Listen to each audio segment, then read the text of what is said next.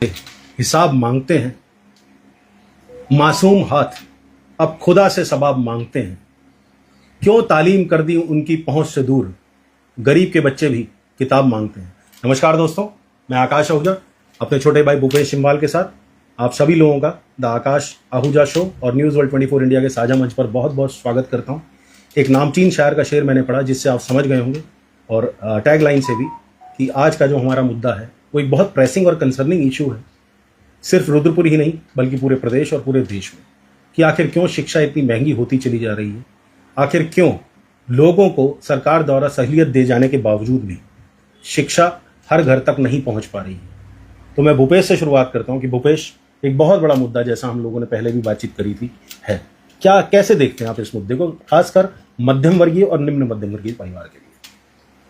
भाई देखिए, एक महत्वपूर्ण विषय है, और जिस तरीके से जो लचर शिक्षा व्यवस्था है हमारे देश में, और ये फंडामेंटल राइट है, मैं आपको बताऊँ, शिक्षा, स्वास्थ्य और भोजन एक फंडामेंटल राइट है किसी भी व्यक्ति का, और सरकार की जिम्मेदारी भी है कि किसी भी आम व्यक्ति को शिक्षा और स्वास्थ्य और अन्न की सुविधा देना, गारंटी देना, ये सरकार का दायित्व है।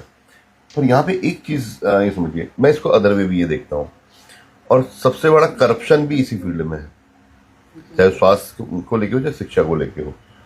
और एक सरकार के द्वारा एक सुविधा दी जाती है, राइट टू एजुकेशन, RTE, और उस पर मैंने बीच में काम भी किया था पिछले साल। कई ऐसे चीजें, तथ्य सामने निकल के आए कि जो विश्वास मानी कि मतलब समझ से परे थे, और ऐसे लोगों के नाम उसमें सामने आए। सरकार सुविधा देती है फर्स्ट क्लास से लेकर आपका 8th क्लास तक के बच्चों को शिक्षा मुफ्त, 6 से 14 साल के बच्चों के लिए। साल 2002 में ये नियम लाया गया था। तो अब उस RTE में गरीब के बच्चे कम, अमीरों के बच्चे ज्यादा है। ये मैं रुद्रपुर शहर का बता रहा हूँ। जब जो मैंने यहाँ पे जो चीजें देखी, जब मैंने साक्ष्य देखे, कुछ मैंने खुलासे भी किए, समाव वो चीजें वैसी ही लगी, पर देखा कि समाज में बहुत सारे नंगे हैं। मेन चीज है क्या कि अब गवर्नमेंट एक तरफ से सरकारी स्कूल चला रही है, वहां पे टीचरों को सारी सुविधाएं मिल रही हैं, सारी बड़ी मोटी सैलरियां भी मिल रही है सरकारी स्कूलों में, पर वहां बच्चे नहीं हैं। और क्योंकि सरकारी स्कूल का टीचर के बच्चे खुद प्राइवेट स्कूल में पढ़ रहे हैं। राइट। अब मैं इसको करप्शन कैसे देख रहा हूं? मैंने एक बात जब 2022 की, मुझे आज भी याद है, माननीय अरविंद पांडे जी उसमें शिक्षा मंत्री होते थे। मैंने, और जब चुनाव से पहले की बात है, वो बीजेपी कार्यालय में यहाँ आए थे, और मैंने उनसे पूछ के वो अपनी उपलब्धियां गिना रहे थे, और उन्होंने बोला कि हमने NCERT की योजना हमने लागू करी, ये करा, हमने बहुत सारी अपनी। मैंने उनसे एक सवाल पूछ लिया, मैंने कहा इस राज्य को बने हुए तकरीबन 22 साल हो गए, उत्तराखंड राज्य को, हमारा युवा राज्य है, युवा प्रदेश है। मैंने कहा कम से कम ऑन एंड औसत में अगर आप देखो तो 1000 करोड़ का शिक्षा का बजट हर साल रहता है जी। तो मतलब 22,000 करोड़ ऑलमोस्ट हमने खर्च किए। मैं 12,000 करोड़, 22,000 करोड़, हाँ तब तक 22,000 करोड़ मैं ऑन एन एवरेज कहूँ तो मैंने आपके साल में ही, आपके ही कार्यकाल में 5,000 करोड़ तो निकल गए। अब इसको ऐसे समझिए, एक प्राइवेट स्कूल अगर हम शुरू करते हैं, इंफ्रास्ट्रक्चर बना के सारा वो करके, तो 15 करोड़ रुपए बहुत होते हैं, बहुत बड़ी रकम, बहुत बड़ी रकम। मैं चलिए 20 करोड़ पकड़ लेता हूँ, और इन 5 सालों में, और या पूरे 22 सालों में 22,000 करोड़ या 5,000 करोड़ आप पकड़ लीजिए। एक मॉडल स्कूल मुझे बता दें जो इस प्रदेश में बना हो। बिल्कुल, एक मॉडल स्कूल बता दें जो इस प्रदेश में बना हो। मैं बाकी देश की तो बात ही नहीं करता।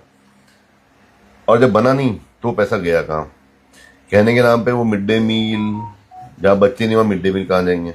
और जो थोड़े बहुत बच्चे जा भी रहे हैं तो उनको वहाँ, आप उनके स्कूलों की हालत देख लीजिए, बद से बदतर है जी। तो वो पैसा इंफ्रास्ट्रक्चर में भी नहीं लग रहा, केवल सरकारी स्कूलों की जब वही फीस में जा रहा है। और मिड डे मील के नाम पे कुछ NGOs को काम दे रखा है, वो NGOs में फूड सप्लाई कर रहे हैं, उनको पैसा जा रहा है। ये पूरा धंधा, ये करप्शन का ही मोड है। ठीक है। यही हाल स्वास्थ्य का भी है, जो कभी स्वास्थ्य चर्चा करेंगे स्वास्थ्य जाएंगे, यही हाल स्वास्थ्य का भी है। क्यों नहीं सरकार, अगर आप RT के तहत 1 से लेकर 8वीं क्लास तक के बच्चों को शिक्षा अगर आप फ्री दे रहे हैं, क्यों नहीं सरकार, अगर जितना मैं समझता हूँ, दे देना वो जो जगह जहां है उन्हीं को एलएलपी मोड पे दे दें, या पीपीपी मोड पे, सॉरी एलएलपी का पीपीपी मोड में दे दें कि पब्लिक प्राइवेट नहीं पार्टनरशिप। नहीं भूपेश भाई, देखिए पता क्या है, मुख्य बात यह है कि सरकार अपनी तरफ से एक सिस्टम प्रोवाइड कर रही है, हम अग्री करते हैं कि उस सिस्टम में लूप होल्स हैं, उस सिस्टम का मिसयूज हो रहा है। मुख्य बात यहां पर यह है कि प्राइवेट स्कूल्स, जो कायदे से कहा जाए कि जब हम छोटे हुआ करते थे तो हमें यह कहा जाता था कि आप शिक्षा के मंदिर में जा रहे हैं।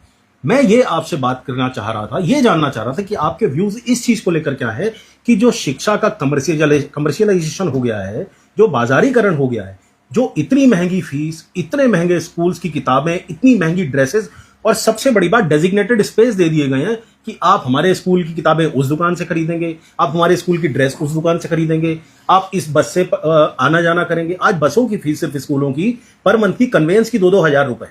मैं ये जानना चाह रहा हूं डिस्टेंस टू डिस्टेंस कि क्या शिक्षा के मंदिर अपने एथिक्स पर रह गए हैं?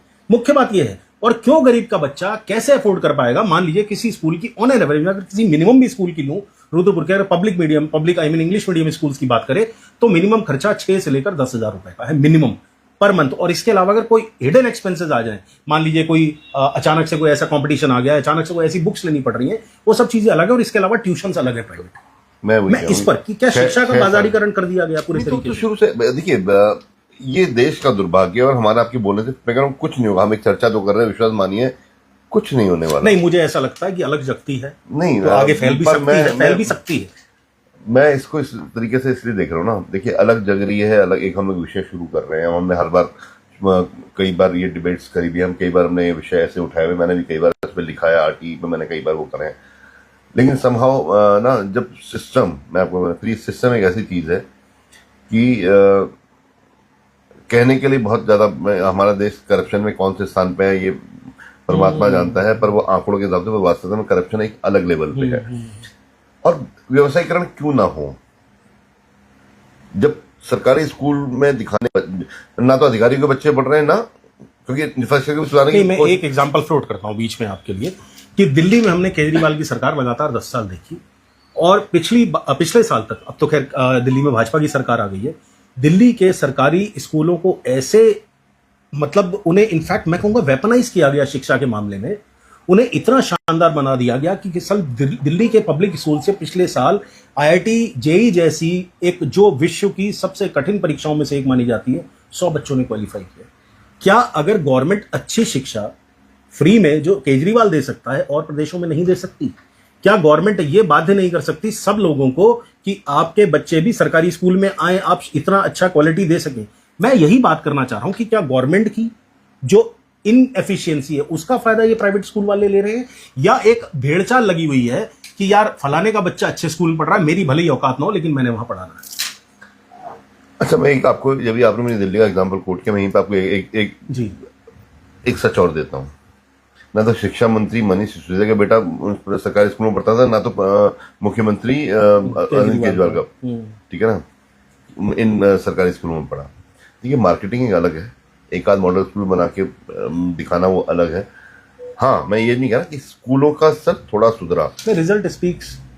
मैं आपसे फिर नहीं, रिजल्ट तो यहाँ भी यूपी बोर्ड के बहुत अच्छे आते हैं। नहीं, मैं जेई की बात कर रहा हूँ, मैं जेई मेंस की बात, जेई की बात कर रहा हूँ, आईआईटी जेई आईआईटी के लिए बच्चे अलग ही प्रिपरेशन करते हैं। तो वो सरकारी स्कूलों में थे ना, लेकिन थे तो सरकारी स्कूलों में। नहीं, यहाँ पे भी सरकारी स्कूल। यहाँ से कहाँ निकलते हैं बच्चे? उत्तराखंड से हमने नहीं देखा, हमने नहीं देखा, नहीं हमने कभी देखने की कोशिश भी नहीं करी। निकलते होंगे, देखिए नहीं निकलते, बहुत बहुत अच्छे बच्चे इसी शहर के जनता इंटर कॉलेज और ऐसे स्कूल निकले, बहुत अच्छे।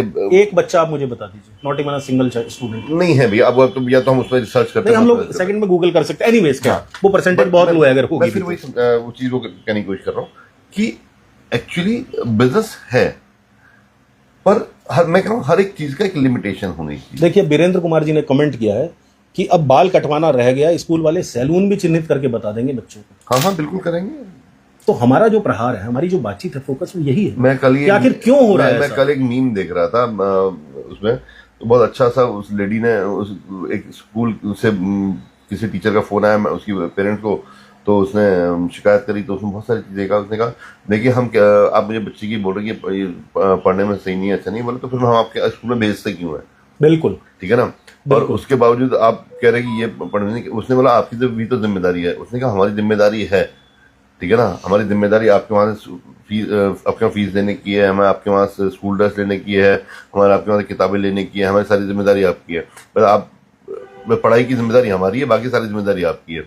उस मदर ने फिर अब उस टीचर को ये बोला, पर आप कुछ दिनों में तो आप एक काम करिए, ये सब्जी भी आप बोलेगी, ये सब्जी भी हमारे वहां से लेनी पड़ेगी और आपको ये राशन भी हमारे वहां से लेना पड़ेगा और यही आप खाना बना के देंगे। जैसे होता है ना बच्चों नहीं, ये तो आया था बीच में कई स्कूलों में, शुरू हुआ था टिफिन सिस्टम कि इस दिन आप ये देंगे, इस दिन आप ये देंगे। तो ये एक देखिए मीम्स हैं, बनते हैं। और लेकिन मैं कहूँ आखिर किस सोच तक, हमें भूख कितनी है पैसों की और हम कितना कमाना चाहते हैं, आप समझिए एक सोच पे। मैं आपको वही चीज बता रहा हूँ कि मैं कभी सोचता हूँ ना कितना, मतलब आप दिन में 3 टाइम खाना खाते हैं, एक सुबह ब्रेकफास्ट, दिन में लंच और रात को डिनर, और उसमें आप फ्रूट्स खा सकते होंगे, और चलिए आप यहाँ के फ्रूट्स नहीं खाते होंगे, आप शायद कहीं से बहुत अच्छे ऑर्गेनिक फ्रूट्स खाते होंगे। मैं कह रहा हूँ आपके दिन का खर्चा, मैं कह रहा हूँ 10,000 होगा, महीने का 3 लाख, इससे ज्यादा खर्चा नहीं होगा जी। लेकिन कितना, और आप स्कूलों की आप एक ऑन एन एवरेज एक स्कूल में 1,000 बच्चा है बिल्कुल, और ऑन एन एवरेज एक स्कूल की फीस 5,000 में पकड़ लीजिए, बिल्कुल कैलकुलेशन कर लीजिए कितने होंगे। अब मैं तो ये जीरो में ही फंस जाऊंगा। 50 लाख, 50 लाख रुपए, ठीक है। आप स्कूल की सैलरीज निकाल लीजिए, ऑपरेशनल एक्सपेंसेस निकालिए, नेट मैं कह रहा हूं कि कोई भी स्कूल अगर बचाता होगा तो 10 से, मैं कह रहा हूँ 10 लाख 15 लाख मिनिमम, 30% मान लीजिए, मैं कह रहा हूँ 30% फिर भी बचाता होगा, और ये ऑन एन एवरेज हर, और फिर हर साल इस स्कूल की फीस में हाइक है, ठीक है ना। कितना करेंगे, फिर होता क्या है, उसकी एक ब्रांच और खुली स्कूल की, फिर उसकी एक ब्रांच और खुली, फिर उसकी आपने एक होल्ड लगा रखी कि सारे बच्चे मेरे पास है। अब और हो क्या रहा है, मैं अब आपको एक ऐसी चीज आपको बताने की कोशिश कर रहा हूं, और इन बड़े बड़े स्कूलों में भेड़ की तरीके से बच्चे भरे हुए, क्योंकि पेरेंट्स के अंदर एक हाइप है कि हमें प्राइवेट स्कूल में पढ़ाना है, चाहे XYZ कोई भी स्कूल हो। अब समझ नहीं क्लास में कैसे भरे जाते बच्चे, बच्चों के IQ लेवल के हिसाब से A section, right, B section, C section, D section, ऐसे सेक्शन में बच्चों को बांटा हुआ है। और बाय द टाइम ये 10th तक बच्चे पहुंचते हैं, तो ये जो एलीट क्लास के बच्चे बहुत, जो पढ़ने में बहुत अच्छे होते हैं, जो बाय बर्थ जिनका बहुत ग्रास्पिंग पावर, कैचिंग पावर बहुत अच्छी होती है, पढ़ने में अच्छे होते हैं, ये क्लास सेक्शन A में होंगे। जो थोड़ा वाला, जो 100% वाले बच्चे, स्कोरिंग वाले बच्चे होंगे, वो 1 में होंगे, जो 90s के आसपास होंगे वो C सेक्शन B में होंगे। ऐसे ये सेगमेंटेशन कर देते हैं। अब और का पैथेटिक चीज देखिए, उसके बावजूद जो स्कूल में पढ़ाया जाता है, बच्चों को फिर भी ट्यूशन पढ़ना है।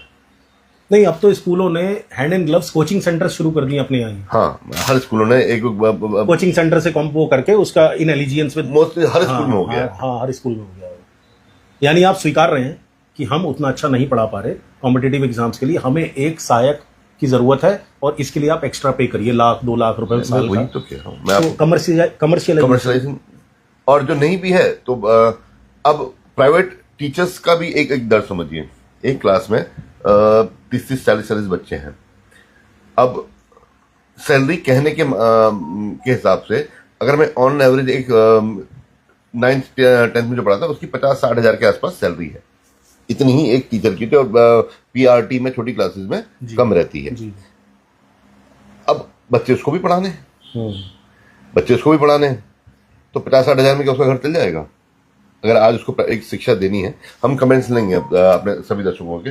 दर्शक भी आप ही की अब तो जबान बोल रहे हैं, वो कह रहे हैं इस टॉपिक पे डिबेट करने का कोई फायदा ही नहीं है। हाँ, देखिए सिंह साहब, हम अपनी तरफ से काम करेंगे। फायदा तो आज की तारीख में हिंदुस्तान में किसी चीज का नहीं है। हम लोग तो कम्युनल चीजों पर भी बोल बोल के मर गए हैं, लेकिन हिंदुस्तान के लोग नहीं समझते। हम अपना काम करते रहेंगे, कोशिश करते रहेंगे लोगों को जगाने की, जो डिबेटेबल मुद्दे उन पर डिबेट करेंगे। आपके कमेंट के लिए बहुत बहुत धन्यवाद। और भूपेश ने तो पहले ही स्वीकार लिया था कि इसका कोई फायदा है नहीं, और आप भी वही बात कह रहे हैं, लेकिन हम लोग अपना काम करते रहेंगे। तो अब आप अब देखिए, अब उस टीचर की सैलरी 50-60 हजार रुपए, और वहीं जिसके पास बच्चे नहीं है गवर्नमेंट स्कूल में, उसकी सैलरी लाख रुपए है, ठीक है, काम कोई लोड नहीं। और जो बच्चा जो टीचर प्राइवेट स्कूल में पढ़ा रहा है, उसको भी अपने बच्चे को प्राइवेट स्कूल में पढ़ाने हैं, और उसके भी घर की EMI भी देनी है, बाकी जो घर की जो खर्चे होते हैं, वो सारी हाउस होल्ड जो एक्सपेंसेस हैं सब करने होते हैं, वो खुद शाम को ट्यूशन पढ़ा। देखिए, मैं यहाँ थोड़ी सी असहमति आपसे रखूंगा। आप एक सरकारी स्कूल के टीचर की बात कर रहे हैं, तो मैं सबसे पहले बताऊं कि सरकारी स्कूल का टीचर सिर्फ टीचर अब नहीं रह गया है। वो जनसंख्या गणना के लिए भी आगे आएगा, वो वीआईपी मूवमेंट में भी आगे आएगा। अरे क्यों नहीं आएगा? एक्चुअली चपरासी बना रखा है। अरे सर ना ना, क्योंकि स्कूल में काम करने के लिए कम है। बस अब समझ गए आप क्यों कम है? क्योंकि शिक्षा की जो अलग गवर्नमेंट को जगानी चाहिए, गवर्नमेंट को जो परस्यू करना चाहिए लोगों को, वो नहीं किया जा रहा है। अगर शिक्षा के मंदिरों में जो सरकारी है, अगर वहां पर आप स्टैंडर्ड मेंटेन करेंगे, वहां का टीचर ऑक्यूपाइड रहेगा। आपको पता है कि फलाने ब्लॉक में पहाड़ के दुर्गम क्षेत्र में केवल दो ही टीचर और 2 ही बच्चे स्कूल में पढ़ रहे हैं, तो वो उसे वो ड्यूटी पर लगाएंगे ही लगाएंगे। कि आप पोलियो ड्रॉप्स का पता करने भी जाओ, आप पॉपुलेशन सेंसस करने के लिए भी जाओ, आप वीआईपी रूट में उसमें मूवमेंट में भी जाओ, आप चुनाव में भी ड्यूटी लगाओ। तो गवर्नमेंट को ये कहीं ना कहीं समझना पड़ेगा। देखिए नहीं, गवर्नमेंट को ये पता है, आप समझ, गवर्नमेंट बहुत चीज समझती है। उनको पता है स्कूल में बच्चे हैं नहीं, हम सैलरी इनको बैठा के दे रहे हैं तो इनसे ये काम करवाएंगे, तो वो गलत थोड़ा कर रहे हैं। तो हम कम से कम लोगों को ये बता तो सकते हैं कि आपके अरे मैं कह रहा हूँ आज तक उन टीचर्स ने भी यही कभी अलग जगाई कि भैया यहाँ पे सुविधाएं कम है, इनको आराम मिल रहा है उन्हें। तो भैया जब एक जगह आराम मिलेगा दूसरी दर्द तो मिलेगा। बिल्कुल बिल्कुल। तो फिर मैं वही कह रहा हूँ कि उनसे भी पूरा काम ले लिया जाता है। अगर लाख रुपए उन्हें दिया जाता है, हाँ, तो उन टीचर्स को भी आराम से नहीं बैठने दिया जाता। वही मैं कह रहा हूँ, लेकिन फिर भी ऑन एंड ऑफन बैलेंस बना के सरकार बैलेंस बना के बोले हम अगर तुम्हें प्राइवेट में देखिए, प्राइवेट जो वर्ल्ड है ना, जो कॉर्पोरेट वर्ल्ड होता है, वो सगा किसी का नहीं। वो actually they pay less, they demand more, be it teachers, be it anyone else. आप कॉर्पोरेट वर्ल्ड में कहीं चला जाइए, मैं सीधा सीधा कह रहा हूँ, शिक्षा भी, एजुकेशन भी आज की तारीख में कॉर्पोरेट वर्ल्ड है। और दोस्तों मैं आपको मोडस ऑपरेंडी बताता हूँ क्या होता है। किसी ने अगर स्कूल शुरू करना हो तो मेरी बात को समझ सकता है बड़े आराम से और इस बात को ग्रहण कर सकता है। एक मोडस ऑपरेंडी, हालांकि ये शब्द बड़ा गलत है, यूजुअली क्राइम के लिए यूज होता है, लेकिन मैं इसे मोडस ऑपरेंडी ही कहूंगा क्योंकि गरीबों की जेब पर डाका डालने का काम किया जा रहा है। मोडस ऑपरेंडी क्या होती है कि आप एक स्कूल खोलिए और आप, चूंकि जहां वॉल्यूम्स है, रुद्रपुर आज की तारीख में वॉल्यूम की सिटी है, जहां पर 5 लाख की जनसंख्या है, बहुत सारे बच्चे हैं। आप जब स्कूल शुरू करें तो आप जितना भी स्क्रैप मटेरियल है, जिसको कहीं एडमिशन नहीं मिल रहा, उसे अपने यहां ले लीजिए। आपके यहां ना करते करते भी 1000-1200 बच्चा इकट्ठा हो जाएगा और एक बार आपके यहां उस स्क्रैप में कुछ ऐसे बच्चे भी आ जाएंगे, जैसे कबाड़ी के यहां कई बार स्क्रैप आता है, उसमें कुछ अच्छी चीजें भी निकल आती हैं, तो कुछ ऐसे बच्चे भी आएंगे आपके पास जो अपने दम पर एमबीबीएस या इंजीनियरिंग जैसी बड़े जो कॉम्पिटिटिव एग्जाम्स है उन्हें क्लियर कर लेंगे और एक बार उनमें से कोई निकल गया तो आपका स्कूल चल निकलेगा। मैं आपको एक चीज और समझाएंगे जो मैंने एहसास किया। देखिए कोई भी काम हम करते हैं तो हमारा उद्देश्य होता है। जैसे अभी हम ये डिबेट कर रहे हैं जी। हमारा उद्देश्य क्या है कि हम लोग सेंसिटाइज हो, मतलब लोग कहते हैं समझे और जागरूक हो, पर कितने होंगे वो भगवान जाने। एक उद्देश्य हमारा उद्देश्य था। ऐसे कोई भी अगर कोई बिजनेस शुरू कर रहा है उसके पीछे एक उद्देश्य है। तो अगर कोई स्कूल चला रहा है तो उसका उद्देश्य क्या है कि पैसा कमाना, ऑब्वियस सी बात है,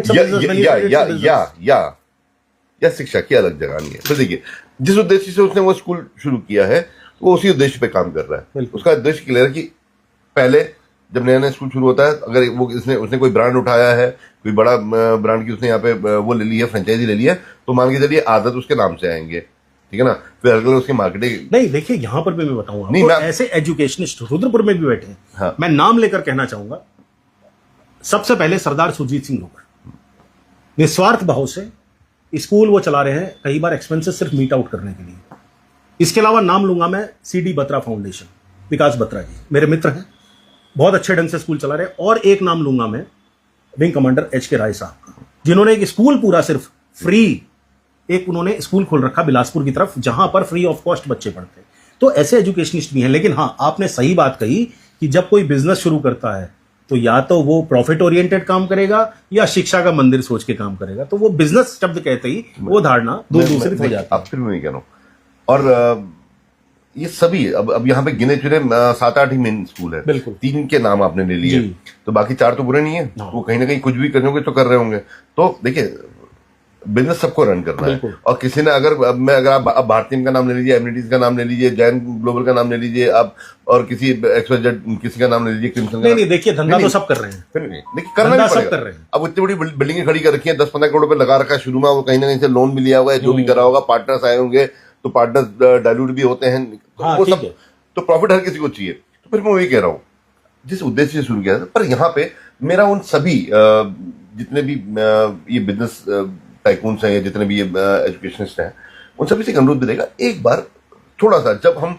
बुक्स की बात आती है, आप एक तरफ आप फीस की वो कर रहे हैं। बीच में एक बात मैं कहूंगा कि अमेनिटी का आपने नाम लिया, तो एक बहुत अच्छा काम अरोड़ा साहब कर रहे हैं जो अमेनिटी के मालिक हैं। कि वो गरीब बच्चों के लिए स्कूल जो उन्होंने स्पोर्ट्स वाला चला रखा है, हाँ। वो बहुत बढ़िया उन्होंने इनिशिएटिव नहीं, स्पोर्ट्स एक्टिविटीज हर स्कूल में, मैं कह रहा हूँ हर नहीं, उन्होंने स्पेशल एक लीग खोल रखी है इसके लिए। हाँ, वो मदन लाल जी जी जी, क्रिकेट भी और फुटबॉल भी, दोनों चीजें। तो मैं आपको फिर वही समझा रहा हूँ। अब मैं इन सभी से मेरी एक रिक्वेस्ट रहेगी, क्योंकि दो मेरी वाइफ भी टीचर है समहाउ, और मैं इतना बोल भी रहा हूँ तो मुझे पता है कि मैं फिर भी वो नेगेटिव जाएगा क्या जाएगा, लेकिन मैं आपको एक अच्छी चीज बताने की कोशिश कर रहा हूँ। इन सभी से मेरी एक दरख्वास्त रहेगी कि हेल्थ बुक के नाम पे जो हर बार चेंज होती है, उसको थोड़ा सा रिस्ट्रिक्ट करिए। राइट, हम अनुरोध कर सकते हैं, देखिए करना ना करना, और सभी समझदार हैं और बहुत अच्छे लोग हैं। मैं बोल रहा हूँ, मैं राय साहब को बहुत अच्छी तरीके से जानता हूँ, सुरजीत ग्लोवर जी को अच्छी तरीके से जानता हूँ, ठीक है ना। बहुत, और ये वो लोग हैं जो समझेंगे। क्या होता है कि हेल्थ बुक के नाम से हर साल जब बुक्स चेंज होती हैं, क्या होता है कई बार एनसीईआरटी की बुक्स तो बच्चे एक दूसरे से ले लेते हैं, एक दूसरे को कर लेते हैं, पर उसमें ये भी मानना पड़ेगा कि एनसीईआरटी में पूरा मटेरियल नहीं है, हम उसको भी स्वीकार करते हैं, इसलिए हेल्थ बुक लगती है।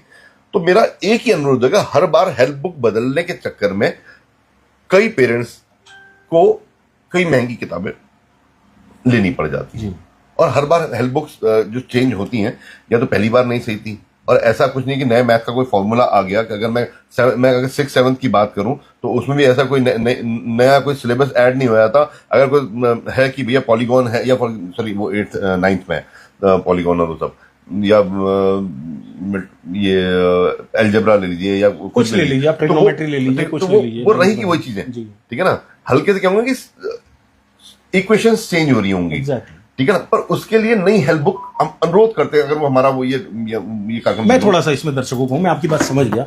दोस्तों, मैं आपको आज एक बात बताऊं, मैं अपना ही एग्जांपल साथ में रखते हुए कहता हूं कि I am also amongst board toppers. भले जमाने में 90s के दशक में मैं भी बोर्ड के टॉपर्स में रहा हूं।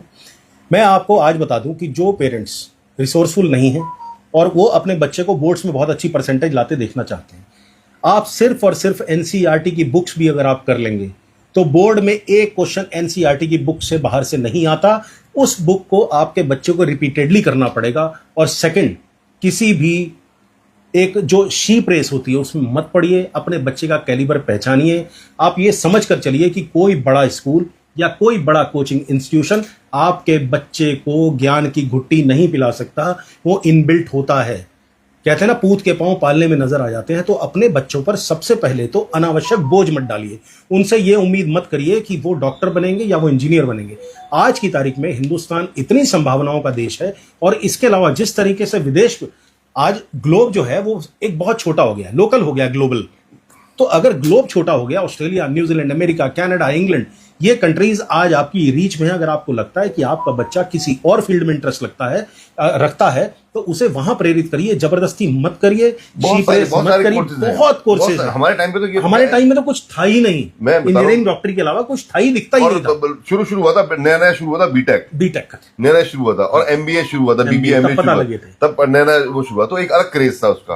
तो मैं फिर भी कह रहा हूँ कि इसके अलावा भी मैं स्कूलों से भी बोलूंगा कि बच्चों को नहीं, अगर इंडियन एजुकेशन जो सिस्टम है अगर हम बाहर से कंपेयर करें तो बहुत सारी चीजें चेंज हैं। अभी 10th क्लास के मुझे कुछ बच्चे मिले जिन्होंने, मैं ये कहा, मैंने उनसे पूछा कि बच्चों आप क्या करना चाहते हो, तो उन्होंने कहा मनोविज्ञान में आगे जाना चाहते हैं, साइकोलॉजी में। आप कल्पना करिए, कुछ बच्चे ऐसे मिले जो कह रहे हैं म्यूजिक में करियर बनाना चाहते हैं। आप कल्पना करिए कि किस तरह की चीजें आ जाएंगी। लॉ आज की तारीख में बहुत बड़ी फील्ड निकल के आ रही है कि जहां पर आप करियर बना सकते हैं। 23 लाख केसेस इंडियन कोर्ट्स में पेंडिंग है। उसके बाद sale tax, GST, income tax, इन चीजों का तो कोई पुरसा हाल ही नहीं है। तो फील्ड्स बहुत है, आप अपने बच्चे को रैट रेस में मत डालिए। टेक्निकल चीजें और टेक्निकल कोर्सेज बहुत आ गए हैं। वही मैं कह रहा हूँ, वोकेशनल कोर्सेज जिसे कहते हैं, वोकेशनल कोर्सेज बहुत सीएस है, मतलब वोकेशनल कोर्सेज की बात कर रहा हूँ। तो मैं इतने कोर्सेज हैं, लेकिन वो काउंसलिंग की जरूरत है। काउंसलिंग की वो प्लेटफॉर्म बच्चों को वहां देने के लिए। मैं एक्चुअली मैं Korea, I visit once the Korea, तो वहां मैंने एक चीज देखा एजुकेशन सिस्टम में कि even though in Japan also I heard कि by the time 7th 8th बच्चों के इंटरेस्ट का पता लगना शुरू हो जाता है। इन 9th 10th ये बच्चों को वही चीजों में इन्वॉल्व कर देते हैं। बिल्कुल, ये नहीं कि बोर्ड में आपको ये पूरा सिलेबस पढ़ना है, पर आपका जो एक इंटरेस्ट फील्ड है वो आपको उसी के लिए आगे बढ़ाएंगे। ये सबसे बड़ी चीज है। ठीक। और दूसरी चीज, अब अगर अभी एजुकेशन सिस्टम, लेकिन हालांकि फिर वो चीजें ही चेंज हो जाएंगी, पर जब हम अभी एजुकेशन की बात कर रहे थे, तो पेरेंट्स को भी थोड़ा सा जो ये पैम्पर हम ज्यादा कर रहे हैं बच्चों को, ये भी गलत है। मैं आपको मैं being a father of 2 daughters, मैं आपको बताऊं, मेरी बेटियां मेरे आंखों से मेरी बातें समझ जाती हैं जी। ठीक है ना। मैं अगर उनको एक बार नाम लेके बोल दूं तो दे अंडरस्टैंड कि मैं क्या कहना चाह रहा हूं। और स्कूलों में इतना प्रेशर है, विश्वास मानिए, इतना पैम्पर करके रखा जा रहा है कहने के लिए कि बाहर का सिस्टम है कि बच्चों को अब आप मार नहीं सकते, ये नहीं कर सकते। अभी हमारे देश के बच्चे बिना ठोके नहीं पढ़ेंगे भाई साहब। हमने स्कूलों में, हम अगर हमारी राइटिंग सही नहीं होती, हमारे इन उंगलियों में पेंसिल फंसाई जाके हमारे वो कराया। आज के डेट में वो सही नहीं बेटा कोई बात नहीं। अगर टीचर ने स्कूल में कुछ मार दिया या कुछ जो डांट दिया, उसने घर पे जाके रोना है, माँ बाप ने घर पे फिर स्कूल जाके चढ़ाई करनी है। इस चक्कर में पेरेंट वहां पर और उस टीचर की, उसके प्रिंसिपल उसकी क्लास लगाएंगे। तो हालत हमें समझना पड़ेगा कि सिस्टम कहाँ पे है। हमें समझना पड़ेगा सिस्टम को, हमें भी अपने बच्चों को थोड़ा एग्रेसिवली हमें टाइट करना पड़ेगा। अब रही चीज हम लोग जिस पर बात कर रहे थे कि इस क्लासेस ऑफ इस चीज की, तो ये हमें थोड़ा सा हमने दरख्वास्त ऑलरेडी कर दी इन सभी से। सरकार इसमें कुछ नहीं करेगी, जिस तरीके से आप चाहे कितनी वो कर लीजिए, पर इन सभी से हम अनुरोध ही कर सकते हैं, क्योंकि अब आज की डेट में जड़ ये सब एजुकेशनिस्ट हैं, उन सभी से, हालांकि मुझे वो सिस्टम पता है कैसे ये बुक्स लगाई जाती हैं, मैं वो चीजें मैं रिवील नहीं करना चाहता, क्योंकि देखिए मुझे वो पब्लिशर्स का भी क्या रोल होता है सब पता है हम लोगों को। हाँ। सब पता है, लेकिन मैं नहीं खोलना। सिर्फ दुकानदारों का रोल नहीं होता, पब्लिशर्स का भी बहुत बड़ा रोल। हाँ, नहीं दुकानदार सेट करते हैं स्कूलों को, लेकिन हम उसमें नहीं जाना चाहते, ठीक है, ये पार्ट ऑफ बिजनेस। लेकिन मैं उन सभी एजुकेशन से बात रिक्वेस्ट करना चाहूंगा कि थोड़ा सा हेल्थ बुक जो आप हर बार चेंज करते हैं, थोड़ा उस पर वो करिए, ताकि जो बच्चे हैं, जो पेरेंट्स हैं, उन पे कम लोड पड़े। क्योंकि एक पेरेंट्स सब कुछ कर सकता है। मैं कह रहा हूँ कोरोना जैसा एक ये बुरा दौर देखा जहां पे सब कुछ बंद हुआ, एक स्वास्थ्य और एक शिक्षा, ये 2 ऐसे रिसेशन प्रूफ बिजनेसेस हैं जिसमें आदमी सब कुछ एक बार के लिए खाना नहीं खाएगा पर अपने बच्चों को स्कूल में पढ़ाएगा जरूर। एक बार के लिए मैं 2 रोटी कम कर लेगा, ये दो कपड़े नहीं लेगा, लेकिन हेल्थ के कोई इशू है तो उसको एडमिट कराएगा, उसका ट्रीटमेंट कराएगा ही कराएगा। तो बच्चों के लिए बीइंग अ सॉफ्ट कॉर्नर, वो हमारी रिस्पॉन्सिबिलिटी हर किसी पेरेंट्स ने हमारे लिए करी और हम भी अपने बच्चों के लिए कर रहे हैं। वहां पे थोड़ा सा ग्रीड को साइड में रखते हुए ये हम दरख्वास्त ही कर सकते हैं पेरेंट्स पे, कैसे कैसे जो तन काट के मन काट के अपने बच्चों को पढ़ा रहे हैं, उन सभी से हमारी दरख्वास्त है कि उन सभी शिक्षाविदों से, जो भी हमारे एजुकेशनिस्ट हैं, कि कृपया करके इन चीजों को थोड़ा सा आप कंट्रोल करें, क्योंकि बाकी सरकार से उम्मीद नहीं करी जाती। एक कमेंट मेरे पास बड़ा अच्छा आया था, अभी एक कमेंट में पढ़ लूं पहले। पिंटू, क्यों पुराने उत्तराखंड शिक्षा मंत्री ने ये तो बोल दिया था कि प्राइवेट स्कूल में पढ़ाने की आपकी हैसियत नहीं है तो आप सरकारी स्कूल में बच्चे पढ़ाएं। नंदलाल जी लिख रहे हैं, पूरे भारत में शिक्षा नीति रसातल में चाहिए, परिवर्तन की सख्त आवश्यकता है। देखिए शिक्षा में तो आवश्यकता है ही है। मैं एक एग्जांपल छोटा सा देता हूँ। बॉम्बे में मेरा परिवर्तन भाई साहब फेसबुक में लिख के कुछ में नहीं आती है परिवर्तन, रोड पर ठीक है, वो भी बेचारे अपना व्यू दे रहे हैं। मैं माफी चाहूंगा, मैं इसको अदर में मत लीजिएगा नंदलाल जी, लेकिन मैं बता रहा हूँ परिवर्तन हम लोग जगह नहीं काम कर सकते, मीडिया हम जगह नहीं काम कर सकते, पर इस पूरे हर वर्ल्ड में कुछ भी अगर परिवर्तन हुआ है तो वो जनता के द्वारा पुरजोर विरोध या जब उसका एक उग्र रूप वो होता है तभी होता है, वरना कोई भी सरकार कोई चीज चेंज करने के मूड में नहीं होती। चलिए, तो मैं आपको बता रहा था कि एक मेरे फ्रेंड हैं जो बॉम्बे में आज की तारीख में बहुत बड़े इंटरनेशनल बैंक में सीईओ हैं इंडिया के। वो 11 साल दुबई में रहे और उनके बच्चे धारा प्रवाह अंग्रेजी बोलते हैं। जब वो वापस आए हिंदुस्तान में तो उन्हें यहाँ का एजुकेशन सिस्टम अच्छा नहीं लगा, हालांकि वो यहीं के पढ़े हैं। अब उन्होंने बॉम्बे में एक बहुत बड़े स्कूल में, जो अमेरिकन पैटर्न पे चलता है एजुकेशन के मामले में, और जहाँ पर किताबों का कोई बोझ ही नहीं है, वहाँ पढ़ा रहे हैं अपने बच्चों को। तो दोस्तों प्रायोरिटीज आपको रखनी पड़ेंगी। वो भी बहुत बड़े इंडिया के स्कूलों में पढ़ा सकता है अपने बच्चों को, उसकी सैलरी इतनी जबरदस्त है, इंडियन एजुकेशन सिस्टम, लेकिन उसे पसंद नहीं। अब मैं आपसे कमेंट की बात कर रहा था, एक कमेंट आया था कि रुद्रपुर में भी ऐसे स्कूल उपलब्ध हैं जहां आपका बच्चा 2000 रुपये महीने में पढ़ सकता है, और ये सत्य है, इसमें कोई दो राय नहीं है। लेकिन क्या होता है, पेरेंट्स अपने आप को अंडरमाइन नहीं करना चाहते। मैं आपसे एक रिक्वेस्ट करता हूं कि अपने बच्चे पर अनावश्यक प्रेशर सबसे पहले ना बनाएं कि वो इस लायक है या वो उस लायक है। उसका देखिए कैलिबर क्या है।